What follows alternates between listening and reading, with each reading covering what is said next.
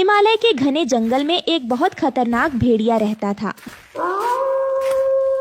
वो भेड़िया जब भी किसी जानवर को अपना शिकार बनाने की सोचता तो अपने पैर के नाखूनों और खूंखार दांतों से उस जानवर को मारकर खा जाता था। जंगल के सभी जानवर और पक्षी उस भेड़िए से डरकर रहते थे। कोई भी उस भेड़िए के आसपास नहीं जाता था क्योंकि वो भेड़िया बहुत ही खूंखार था। एक दिन एक गाय चरते हुए जंगल में आ पहुंची। उस गाय को उस भेड़िए के बारे में पता नहीं था। भेड़िए की नजर जैसे ही उस गाय पर पड़ी तभी उस भेड़िए ने उसे अपना शिकार बनाने की ठान ली और मौका देखते ही भेड़िया उस गाय पर झपट पड़ा। भेड़िए के नुकीले दांतों के वार से वो गाय अपने आप को नहीं बचा सकी और मर गई। अब भेड़िया अपने शिकार को खाने लगा। गाय के मांस को खाते खाते उसकी एक हड्डी भेड़िए के गले में फंस गई। वो भेड़िया दर्द से जोर जोर से चिल्लाने लगा। उसके गले का दर्द धीरे धीरे बढ़ता गया और असहनीय हो गया। वो मदद के लिए चिल्लाने लगा।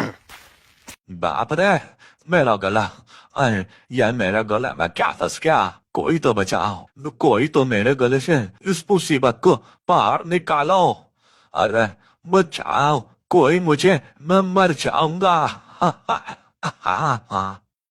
उस भेड़िए की आवाज सुनकर कोई भी पक्षी या जानवर उसकी मदद करने नहीं आता। उस भेड़िए को लगा कि उस हड्डी के दर्द के मारे वो मर ही जाएगा। उसे सांस लेने में भी ज्यादा दिक्कत होने लगी। अचानक रानो चिड़िया को देखकर उस भेड़िए की जान में जान आई। वो रानो चिड़िया के पास गया और अटक अटक कर उससे बोला, अरे चिड़िया बहन, मेरे गले में एक बड़ी सी हड्डी फंस गई है, मैं दर्द से मरा जा रहा हूँ। मैं तुम्हारा जीवन भर एहसानमंद रहूंगा और तुम्हें पुरस्कार भी दूंगा, बस तुम मेरे गले की हड्डी निकाल दो या सारस को बुलाकर मेरी मदद करवा दो। प्लीज चिड़िया बहन, मेरी मदद करे। रानो चिड़िया को भेड़िए की बुरी हालत देखकर उस पर दया आ गई। लेकिन उस भेड़िए के बुरे कामों को याद करके रानो चिड़िया उससे कहती है, भेड़िया भाई, मैं आपकी मदद क्यों करूं? आप तो मासूम जानवर और पक्षियों को मारकर खा जाते हो। मैं तुम्हारी मदद नहीं करूंगी। तुम बहुत बुरे हो भेड़िए भाई। रानो चिड़िया की बात सुनकर भेड़िया उससे कहता है, रानो, तुझे ऊपर वाले का वास्ता, मेरे गले से ये हड्डी निकाल दे, बस किसी तरह मेरी मदद कर दे रानो। मैं तुझसे वादा करता हूँ, आज से मैं किसी मासूम पक्षी को नहीं खाऊंगा। इस बार मेरी मदद कर दे चिड़िया, तेरा मुझ पर बहुत बड़ा एहसान होगा। भेड़िए के ऐसा कहने पर रानो चिड़िया उसकी बात मान जाती है और मदद के लिए सारस को बुलाने जाती है।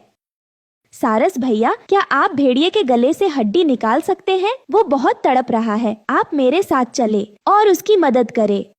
रानो की बात सुनकर सारस उससे गुस्से में कहता है, अरे रानो चिड़िया, क्या तुम पागल हो गई हो जो भेड़िए की मदद करना चाहती हो? शायद तुम भूल गई हो कि कैसे उसने मासूम पक्षियों को अपना शिकार बनाया था। उसके बावजूद तुम उस भेड़िए की मदद करने के लिए मुझे बुलाने आई हो। तुम्हारा दिमाग ठीक तो है ना, या घास चरने गया हुआ है?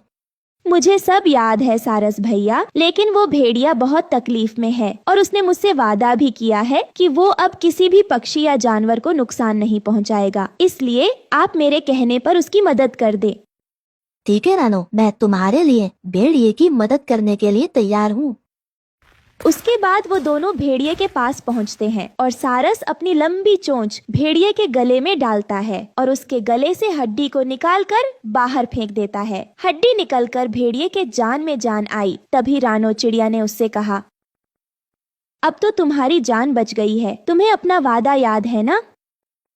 रानो चिड़िया की इस बात पर भेड़िए ने बहुत ही बेशर्मी से उत्तर दिया, मूर्ख पक्षी, तुम्हारी हिम्मत कैसे हुई मुझसे ये सब कहने की? भला मैं क्यों भूखा रहूंगा? मुझे तो जानवर और पक्षियों का मांस खाने में बहुत मजा आता है। मुझे तो जानवर और पक्षियों का मांस खाने में बहुत मजा आता है और तुम दोनों के लिए यह किसी पुरस्कार से कम नहीं है कि मैंने तुम दोनों को अभी तक जिंदा रखा है। सारस, तुमने अपनी गर्दन मेरे मुंह में डाली और फिर भी तुम सही सलामत हो। जरा सोचो, अगर मैं अपना जबड़ा बंद कर देता तो तुम्हारी गर्दन तो मेरे पेट में होती और तुम इस दुनिया से चले गए होते। ऐसा कहकर भेड़िया चला गया। रानो, मैंने तुमसे पहले ही कहा था, ये भेड़िए किसी के सगे नहीं होते। अब देखो तुम्हारी गलती का नतीजा। अब तो मैं यहाँ से जा रहा हूँ, क्योंकि ये भेड़िया कभी भी किसी को भी खा सकता है। वहीं रानो चिड़िया बहुत परेशान होती है और अपने बच्चों के पास पहुँचती है।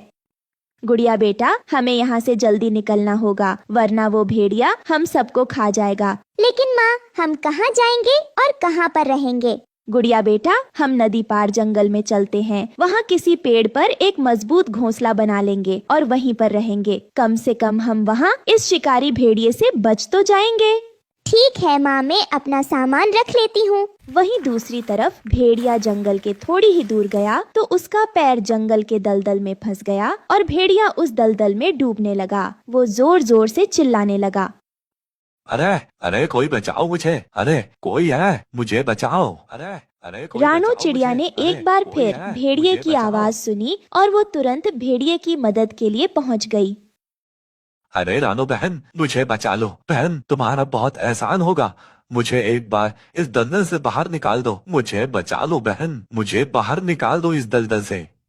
रानो चिड़िया ने भेड़िए को बचाने की सोची, तभी उसे भेड़िए की बात याद आ गई।